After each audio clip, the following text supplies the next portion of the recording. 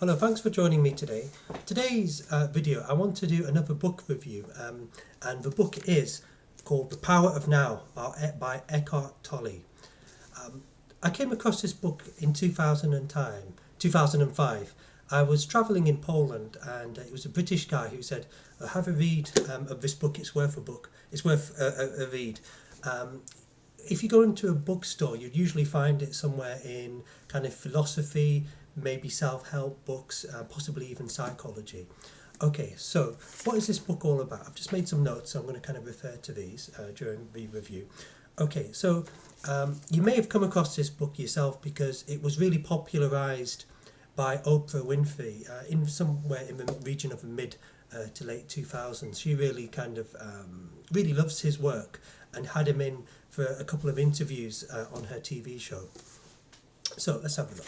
So the first thing is how Eckhart Tolle, how did he come across this? Well, when you read kind of the opening chapters, Eckhart Tolle said that basically he was feeling kind of, I think, quite stressed at one point about some things going on in his life, and he came to kind of the realization where he was thinking about something, and he came across the term I and myself, and that essentially kind of the dichotomy of I and myself led kind of Eckhart Tolle onto like a quest of kind of spiritual kind of awakening, or his aha or epiphany, which he had, aha moment, or his like epiphany, which then really kind of gave him the desire to kind of really kind of maybe become more introspective and kind of look at kind of into where's this dichotomy of I and myself coming from. So let's have a look there. So basically, now obviously this book is, you can't get the whole book within a review, but I'll kind of cover what I believe to be the main points. Okay, so what did I put? Okay, so one of the messages which I got from this book is that Eckhart Tolle says that people basically get caught up in thinking without actually realizing it, always thinking about things to do in the future, or they're kind of thinking about things which has happened in their past, and kind of going back and forth in terms of thinking about the future. Usually it's accompanied by fear, and thinking about the past, which is usually accompanied by regret, is a very negative thing according to Eckhart Tolle, because then people actually miss the actual thing about what is actually happening now in this moment. Another thing which Eckhart Tolle talks about is that people confuse thinking and thoughts with their identity. And Eckhart Tolle says, no, this is not the case. We are not our thoughts, we are the awareness behind the thoughts. Or, to be more precise, Eckhart Tolle uses the word presence. We are the presence, the awareness behind the thoughts. So what Eckhart Tolle says is that basically, I think there's a bit of psychology here. You may be familiar with, I think it was Sigmund Freud, who basically used the ego, id, and superego to kind of discuss essentially how humans behave. And he said basically the mind is like a spoiled child, and as humans, we've kind of become so used to kind of listening to this spoiled child kind of talk. Now I can't remember which one it is. I think it may be id or something. I'll have to check that myself. But in a similar vein to what Freud says, is that it has to kind of be tempered down through awareness of thought. So what Eckhart Tolle is talking about is by having a self-awareness that when we have a thought, we are not our thoughts, we are the awareness behind the thoughts. So Eckhart Tolle says he doesn't distinguish between good or bad. He said just kind of see it for what it is, just a thought. Now by doing that, Eckhart Tolle says that we will be a lot happier in our lives. That's one of the points I wanted to make. Okay. Now, as you know, kind of in this kind of digital age, we've got so much stimulation from the television, from the internet, even YouTube. Ironically, you're watching this on YouTube, mobile phones. So there's all of this kind of, all of this entertainment. I think it really also catalyzed by globalization. it means that we've got more stimulus, and I think more stimulus to think. So thinking is good, but thinking can also be to the detriment of people's lives as well. So, for example, Eckhart Tolle says that people kind of live in kind of this irrational state of thinking about the past, usually regretting things about the past, and then worried, having fear about what's going to happen in the future, and people basically miss out on what's happening right now, right at this moment. So Eckhart Tolle literally just saying, be aware of the now. That's basically it. Now, in terms of action points, what Eckhart Tolle says is, this is just kind of my own interpretation. He's saying basically, make plans for the future, and it's good to have goals and things to work towards, but do them, but don't always think about the future. Just kind of make your plan and get on with it and do it, but don't think about it all the time. And what did I put here? Learn from your past. So that can be good and bad. If you've had a positive experience and if you've had a negative experience, it can be used as something which we can learn from. Now, if you like myself, you may be kind of quite introspective and like to reflect about things. So you can use the opportunity to think about things. What have you learned? What have been the positives? What have been the negatives? And what can you maybe implement differently? So Eckhart Tolle says, yeah, this is all good, but focus on the now, and your life will be a lot happier. Now, one of the points which I also picked up on was that basically when people kind of don't kind of submit to the now, people are kind of in a state of unhappiness.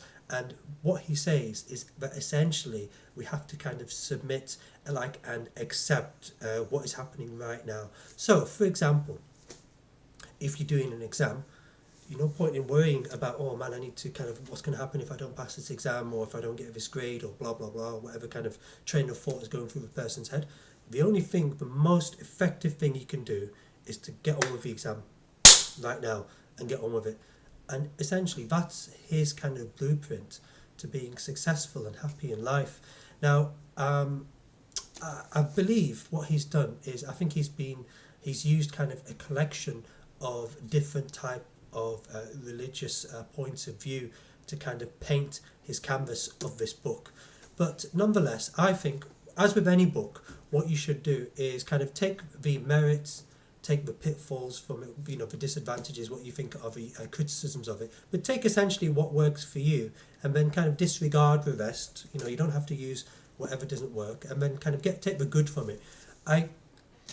It is quite a powerful book. I mean, I think he veers off towards the end, and I think, to my side, I lost a bit of interest towards the end of the book. But essentially, his message is quite a powerful message, and I think sometimes the most powerful messages are the most simplest of messages. So that's essentially it.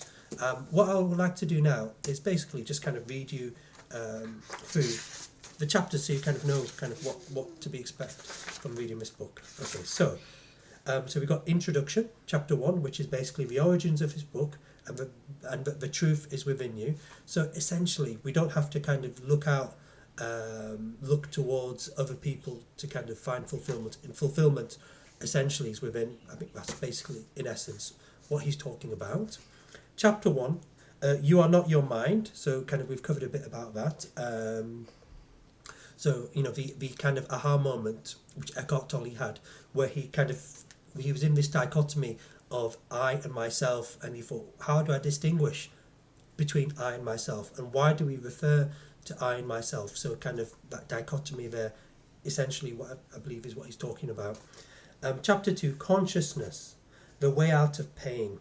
Okay, so I can see here where I got the idea of Sigmund Freud, because here, create no more pain with the present, past pain, dissolving the pain body. Now, in essence, what he talks about here is that people like to hold on to pain, and it forms part of their narrative, part of their story as to who they are. But as Eckhart Tolle kind of alludes to, we are not our thoughts, we are not our thinking, we are the presence. So that's essentially what he talks about there. Ego identification with the pain body. Okay, so that's just a previous point I've mentioned. The origins of fear and the ego's search for wholeness. Okay, so that again is linked to kind of people's individual stories and narratives. Okay, chapter 3, moving deeply into the now. Okay, so let's have a look. So he says, don't seek yourself in the mind. Quite useful point there. End the delusion of time. Nothing exists outside the now. And I think that's really good point, because essentially now is all we have. You know, we can think about the future, but really it's just kind of fictionalized in our mind. It doesn't actually exist until it actually happens, and when it will happen, it will be in the now. What else have we got? So okay, letting go of psychological time, the insanity of psychological time. Negativity and suffering have their roots in time. Okay, what else can we do? Now, all problems are illusions of the mind. Okay, so quite interesting there. Okay, chapter 4, let's have a look at some of the things. Well, the chapter 4 is called Mind Strategies for Avoiding the Now. Now, essentially, within this chapter, what Eckhart Tolle is talking about is that people will actually go to great lengths to not actually submit to the now. And there may be many reasons for this. Some of them could be that people are kind of going through difficulties and we don't want to acknowledge that they are going through difficult times, and they are kind of having problems which, again, you know, it's maybe too difficult for the person to kind of work with. But he said just basically submit to it. Chapter 5, the state of presence. So basically in this he's talking about, you know, what happens when you kind of submit to the now, when you focus on the now. Now, this reminds me of something else as well. In sports, there's something called being in the zone. So if you maybe watch basketball or football or any kind of sport, when a person is kind of performing at their optimum peak performance, they are actually concentrating on the now, what is actually happening in this moment, and people are producing the best work. And I can kind of relate to that as well, because when I was at university, a very long time ago, 15 years almost, 15 years now, more.